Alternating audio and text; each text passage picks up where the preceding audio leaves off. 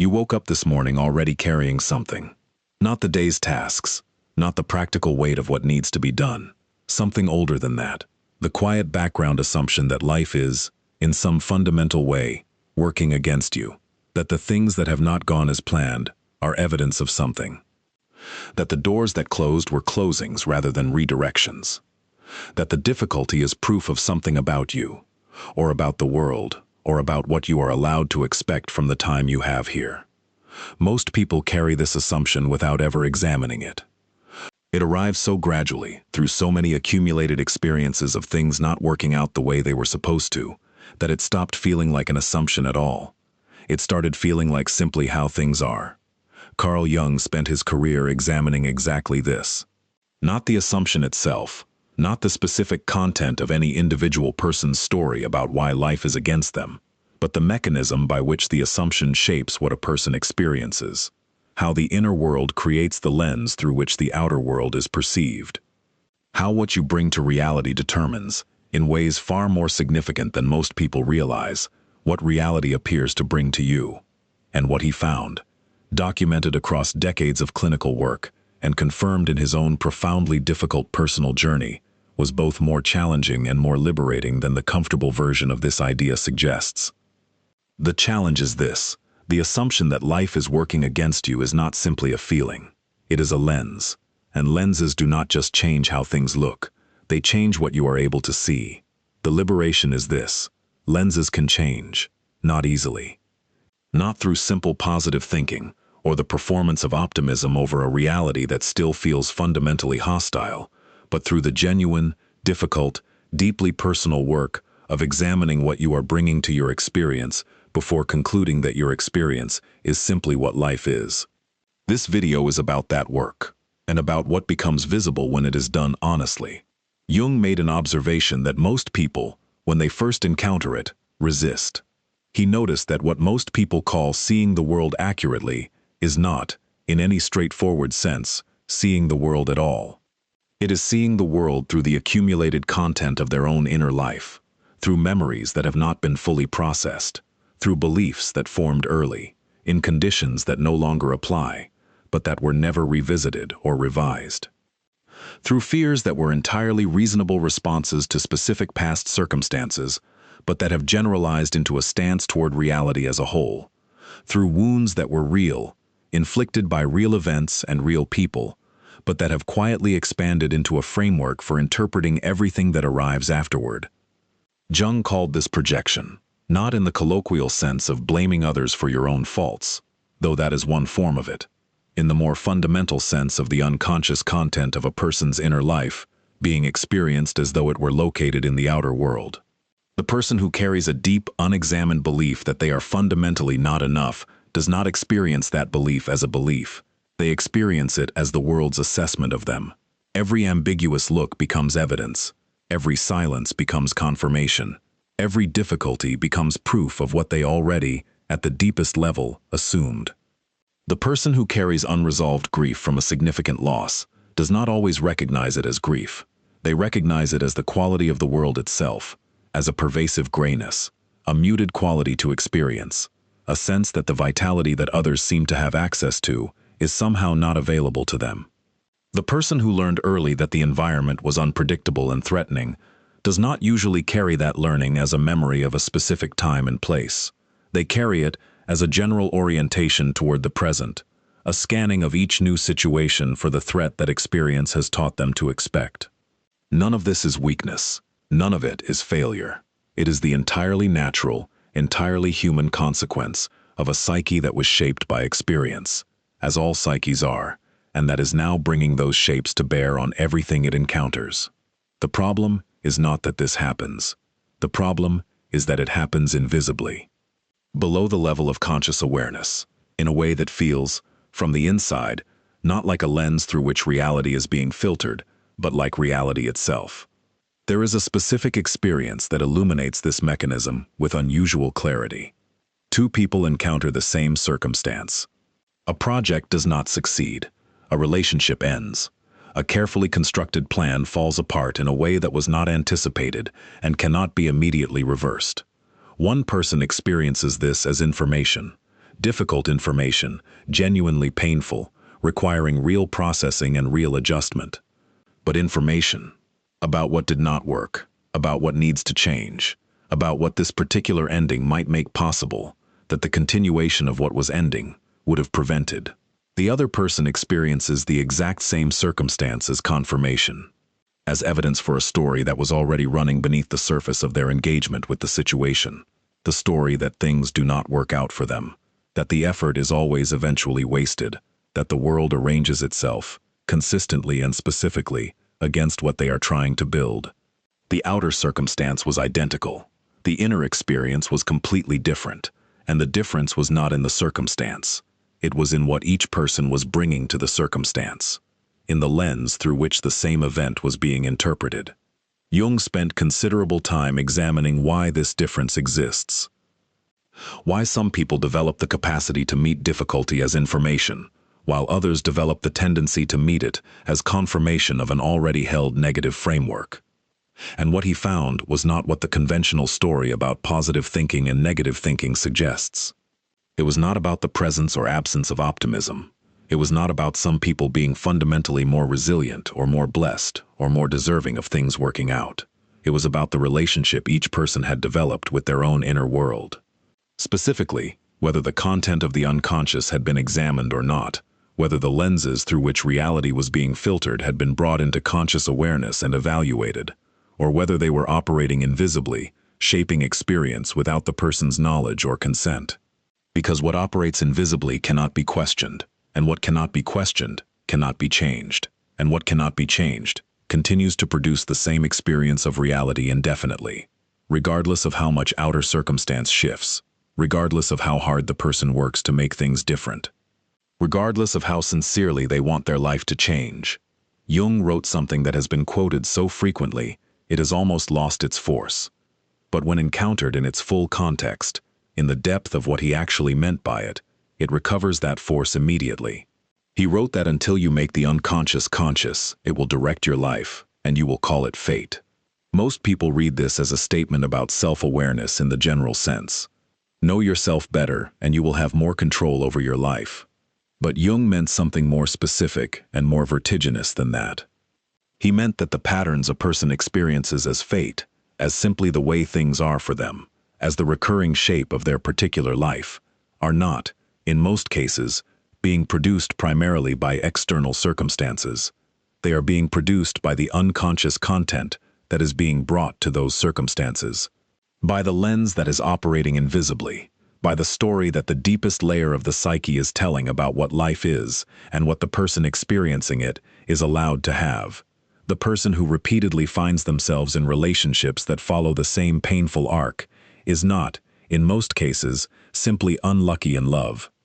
The pattern in the relationships reflects a pattern in what they are unconsciously selecting for, in what feels familiar, in what matches the template that was formed before they had any choice about what template to form. The person whose career repeatedly stalls at a specific point is not, in most cases, simply encountering a consistently hostile professional environment. The stalling often reflects something about what becomes activated internally when a particular threshold is approached, something about what the unconscious believes is appropriate, or safe, or possible for this specific person to have. The person who consistently interprets ambiguous circumstances as evidence that things are working against them is not, in most cases, simply reading reality accurately. They are reading reality through a lens that was ground to a specific prescription by specific experiences, often early, often not consciously remembered in their full emotional weight, that have generalized into a fundamental stance toward what life is. Changing any of this does not begin with changing the outer circumstances. It begins with changing the relationship to the inner world that is producing the experience of those circumstances. This is where the idea at the center of this video becomes practically important. Not as a philosophical position, as a psychological practice. Acting as if everything is working out for you is not, in the depth at which Jung was operating, a form of denial. It is not the performance of positivity over a reality that you have not actually engaged with honestly. It is not the suppression of genuine difficulty in favor of a more comfortable fiction. It is something more precise and more demanding than any of those. It is the practice of introducing a different hypothesis about the meaning of what is happening, and then testing that hypothesis with genuine curiosity, rather than immediately defaulting to the familiar interpretation that the unconscious lens has been producing automatically. When something does not go as planned, the familiar lens says, "This is evidence that things are against me." The practice says, "What if this is evidence of something else? What if the door that closed was not the closing of a possibility, but the redirection toward one that would not have been visible while this door remained open? What if the difficulty is not proof of my inadequacy, but the specific condition under which something I need to develop can develop? What if the timing that feels wrong is actually more precise than any timing I could have deliberately arranged?" These are not assertions, they are questions. And the difference between asserting and questioning matters enormously, because assertion requires certainty. And most people, when they try to practice the kind of reframing this idea suggests, fail because they try to assert something they do not yet genuinely believe. They try to replace one certain interpretation, "Life is against me," with another certain interpretation, "Everything is working out perfectly," and they find, reasonably, that the second certainty feels false in a way the first one did not, because the first one has years of apparent evidence behind it, and the second one has only the intention to feel better. But questioning does not require certainty. Questioning only requires the willingness to hold the familiar interpretation loosely enough to consider that it might not be the only available interpretation. To ask, with genuine openness, what else this might mean. To remain in that question long enough for something other than the automatic answer to become available. Jung believed that the unconscious was not the enemy of this process. He believed, with a conviction rooted in both clinical observation and personal experience, that the deeper layers of the psyche were organized around the genuine development of the self, not around comfort exactly, not around the avoidance of difficulty, around what he called individuation. The process of becoming, as fully as possible, who each person genuinely is, and that this process, the movement toward genuine selfhood, rather than the performed version assembled from social conditioning and others' expectations, was not something that happened to people despite the difficulties in their lives. It happened, in large part, through them, the loss that seemed like destruction clearing the space for something more genuinely fitting to take root. The failure that seemed like evidence of inadequacy, revealing the specific gap in understanding that, once addressed, makes genuine competence possible. The relationship that ended painfully exposing, in its ending, something about what the person actually needs, that the relationship itself had been obscuring. Jung was not naive about the difficulty of these experiences. He did not minimize the genuine pain of them. But he had observed, across enough lives and through his own sufficiently examined personal history, that what looked like life working against a person was, in a surprising number of cases, life working toward them, toward the genuine development of who they were, in the only way that development was possible for that specific person, at that specific moment, given everything that had come before. This is what it means to act as if everything is working out for you, not to pretend the difficulty is not difficult, not to perform gratitude for things that genuinely hurt, but to hold, as a working hypothesis rather than a certainty, the possibility that the movement of your life, including its most painful passages, has a direction, that the direction is not random, and that you, in relation to it, are not simply being acted upon. You are being shaped toward something. And the question worth sitting with, the question that this practice, taken seriously over time, begins to make answerable, is toward what? There is a quality of attention that becomes available when you begin to hold the hypothesis seriously. Not the performed version, not the surface adoption of a more optimistic interpretation while the deeper lens remains unchanged beneath it, the genuine version, where you actually suspend, at least temporarily, the certainty that the familiar interpretation is the correct one. And in that suspension, in the space between the automatic reading of what is happening and the conclusion that reading produces, something begins to become visible that was not visible before. The first thing that becomes visible is the lens itself, because as long as the lens is operating invisibly, it is indistinguishable from reality. The interpretation it produces feels like simple perception, like seeing what is there, accurately, without distortion. But the moment you introduce an alternative hypothesis, the moment you genuinely ask what else this might mean, the lens becomes perceptible as a lens. You begin to notice the gap between what happened and the meaning you assigned it, between the event itself and the story the event was immediately recruited into, between the circumstance, which is simply what it is, and the interpretation, which is something you are bringing to it from somewhere. That noticing is not small. Jung considered it one of the most significant movements available in the entire arc of psychological development, because it is the moment the unconscious begins to become conscious, the moment the pattern that was directing the life from below begins to be visible from above. And visible patterns, unlike invisible ones, can be questioned, examined, evaluated against the actual evidence rather than simply assumed to be accurate because they are familiar. And sometimes, not always, not immediately, but sometimes, found to be less definitively supported by that evidence than they felt when they were operating without scrutiny. The practice that Jung developed for working with this level of the psyche was not primarily verbal. It was not primarily about talking through the interpretations and replacing them with better ones through the force of reasoning. Because the reasoning mind, the part of the psyche that operates in language and logic and sequential argument, is not the part of the psyche where the lenses live. The lenses live deeper than reasoning. They were formed before reasoning was fully available, through experience rather than through thought, through the body's response to what happened rather than through the mind's analysis of it. And they are changed, correspondingly, not primarily through reasoning, but through experience, through the accumulated weight of new experiences that do not confirm the old interpretation, through the repeated practice of bringing conscious awareness to the moment when the automatic reading arises, and choosing, deliberately and with full knowledge that it feels strange, to hold it loosely, rather than immediately accepting it as simply true. Through the gradual, imperfect, genuinely difficult process of acting as though the alternative hypothesis might be valid, not because you are certain it is, but because certainty in the direction of the old interpretation has not been producing anything different. And the possibility that something different is available deserves, at minimum, a genuine test. Jung believed this kind of testing, this willingness to act from a different assumption about the meaning of what is happening, was one of the most direct routes available to genuine psychological change. Not because acting changes the unconscious directly, but because acting from a different assumption generates different experiences, and different experiences, accumulated over sufficient time, begin to provide the unconscious with evidence that the old interpretation may not be the only available interpretation, that the world is not only what the lens has been showing, that life is not only what the accumulated weight of past experience would suggest it must be. There is a specific mechanism Jung identified that makes this practice more powerful than it appears from the outside. He observed that the human psyche does not passively receive experience.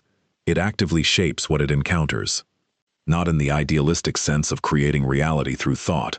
Jung was too rigorous a thinker for that kind of claim. But in the very specific, psychologically documented sense that what a person is internally oriented toward determines, to a significant degree, what they are able to perceive in the situations they encounter. The person who approaches every new circumstance with the assumption that it will confirm the familiar negative interpretation tends not to notice the aspects of that circumstance that do not confirm it, not because those aspects are not present, because the orienting lens has calibrated the attention toward evidence for the interpretation rather than toward evidence against it. This is not a character flaw. It is how all human perception works. The mind cannot attend to everything simultaneously. It selects, and what it selects is significantly determined by what it is already oriented toward, what it already expects, what it already has a framework for receiving. The implication of this is significant. When the orientation changes, when the hypothesis being brought to experience shifts from everything is against me to everything is moving towards something, the selection changes with it. Not magically, not immediately and completely, but gradually, as the practice deepens, the attention begins to register things it was previously passing over, the aspect of the difficult circumstance that contains information rather than only pain, the element of the ending that created space rather than only loss, the quality of the obstacle that required the development of something that would not have developed in the absence of the obstacle. These things were present before. They were present all along. But they were not visible through the lens that was operating. And they begin to become visible as that lens is, slowly, imperfectly, through the accumulated practice of introducing the alternative hypothesis, adjusted. Jung had a specific name for what he called meaningful coincidence, synchronicity. And while his treatment of this concept was carefully qualified, he was not making metaphysical claims he could not support. He was also not dismissing what he had observed with the same rigor that would have led him to dismiss any other clinically consistent phenomenon. What he observed was this: when a person shifts their internal orientation, when they begin genuinely moving towards something rather than simply reacting to everything, the external environment seems, with a consistency that exceeds what chance would predict, to begin meeting that movement. Not through supernatural intervention. Through the simple, psychologically grounded mechanism of changed attention. The person who is genuinely oriented toward understanding what a difficult passage might be teaching them begins to notice, in their reading, in their conversations, in the ordinary texture of their days, things that speak to that question. Not because those things were not present before, because the orientation has adjusted the attention enough that they are now perceptible. The person who begins acting as though their circumstances are leading somewhere, as though the difficulty has direction, rather than simply being randomized suffering, begins to encounter evidence of that direction. Not because the evidence was manufactured by the intention, because the intention has created the conditions under which the evidence can be received. Jung was careful to distinguish this from wish fulfillment. He was not saying that believing good things will happen causes good things to happen through some mechanism of psychological magic. He was saying something more specific and more honest than that. That what you are oriented toward determines what you are able to perceive, and what you are able to perceive determines what options are available to you as you move through your life. Because options that cannot be perceived are, for all practical purposes, not available. Regardless of whether they exist in some objective sense. The lens determines the world, and changing the lens changes the world that is available to be lived in. The shadow, that part of the psyche that carries what has been excluded from conscious identity, plays a specific role in this process that deserves direct attention. Because most of the lens is made of shadow material. Most of the interpretation that produces the experience of life working against you is built from content that was pushed into the unconscious, precisely because it was too difficult, or too threatening, or too incompatible with the necessary image of the self to be consciously held. The wound that was too large to integrate at the time it was inflicted. The grief that was too consuming to feel fully in the circumstances where it arose. The fear that had to be suppressed because the situation in which it appeared offered no safe space for its expression. The belief about what the person was worth, formed in conditions where the evidence for that belief felt overwhelming, that was pushed down rather than examined, because examining it felt too dangerous.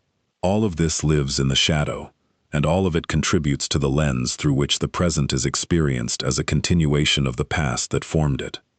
Jung believed that the encounter with the shadow, the willingness to turn toward what has been pushed away rather than continuing to organize life around not looking at it, was not optional for anyone who genuinely wanted to change the quality of their experience. Not because it was pleasant, because it was the only way to change the lens at the level where the lens actually existed. Surface change, the adoption of new interpretations without the examination of what is producing the old ones, produces surface results. The person feels better for a while. The new framework seems to be working. And then something happens that presses precisely on the unexamined wound, and the old lens reasserts itself with a force that makes the carefully constructed new interpretation feel instantly hollow. Because the old lens was always there, beneath the surface, unchanged, waiting for sufficient pressure to reimpose itself. Genuine change requires going to where the lens actually lives, into the shadow, into the material that has been organizing experience from below, and bringing it, slowly, carefully, with more compassion for what it contains than most people initially feel they can muster, into the light of conscious awareness. Not to eliminate it, not to replace it with something better, but to see it clearly, for the first time, without the distortion produced by its invisibility. What becomes possible when this work is genuinely undertaken is something that most people find difficult to describe in advance, because it is a quality of experience rather than a content. not the achievement of a particular outcome, not the arrival of specific circumstances that confirm the new interpretation. A quality of relationship to whatever circumstances arise. The person who has genuinely done this work does not stop encountering difficulty. Life does not become smooth in the way that the ego, in its relentless search for certainty and control, would like it to become. Difficulty continues to arrive, loss continues to occur, things continue to not go as planned in ways that require genuine adjustment and genuine processing. But the relationship to all of it changes, because the lens through which it is being received has changed. Difficulty is no longer primarily evidence for the old story. It is information, sometimes painful information, sometimes information that requires significant time and honest engagement to process. But information with direction, information that is pointing towards something, rather than simply confirming that what was already feared is in fact what is true. And this shift, from evidence to information, from confirmation to direction, changes what becomes possible in response. Because you can learn from information, you can adjust based on it, develop because of it, move differently in response to what it reveals. But you cannot do any of those things with evidence for a story that has already been concluded. Evidence for a conclusion simply reinforces the conclusion. And a life organized around reinforcing the conclusion that things are against you produces, with a reliability that looks from the outside like fate, a continuous stream of experiences that confirm exactly that. Jung wrote near the end of his life about what he had come to believe was the most important capacity a human being could develop. Not intelligence, not achievement, not even the accumulated wisdom of a long life examined honestly. The capacity to meet what is happening, whatever it is, including what is most difficult, with the genuine question of what it is for, not in the sense of a cosmic purpose that resolves suffering into meaning from the outside, but in the sense of the orientation that asks, with genuine curiosity rather than defensive certainty, what this specific experience might be contributing to the ongoing development of the specific person encountering it, what it might be clearing space for, what it might be requiring the development of, what might become possible in its aftermath that was not possible before it arrived. This question does not make difficulty easier in the immediate sense. It does not eliminate the pain of loss, or the disorientation of failure, or the genuine complexity of circumstances that resist easy interpretation. But it changes the stance from which those things are met, from the defensive crouch of someone who is being acted upon by a reality that is fundamentally hostile, to the open presence of someone who is in relationship with a reality that, however difficult its current expression, is moving in a direction, and who is moving with it, rather than against it, or being moved against by it. This is what it means, at the depth Jung was operating, to act as if everything is working out for you, not to perform certainty about outcomes you cannot know, not to suppress the honest acknowledgement of what is genuinely difficult, but to bring to each moment, including the difficult ones, especially the difficult ones, the hypothesis that what is happening has direction, that you are not simply being acted upon by a hostile reality, that the movement of your life, including its most challenging passages, is carrying you somewhere. And to let that hypothesis, held not as certainty but as genuine possibility, change the quality of attention you bring to what arrives. What you discover when you do that, practiced honestly over sufficient time, is not a life free from difficulty. It is something more valuable than that. A life in which difficulty is no longer the final word about what is possible. A life in which what happens is not the whole story, because what you bring to what happens, the lens, the orientation, the working hypothesis about the meaning of the movement, is always part of the story too. And that part, unlike so much else, is genuinely available to you. Beginning now, beginning with the simple, unglamorous, deeply consequential practice of asking, when the familiar interpretation arises, what else this might mean, and remaining in that question long enough to find out.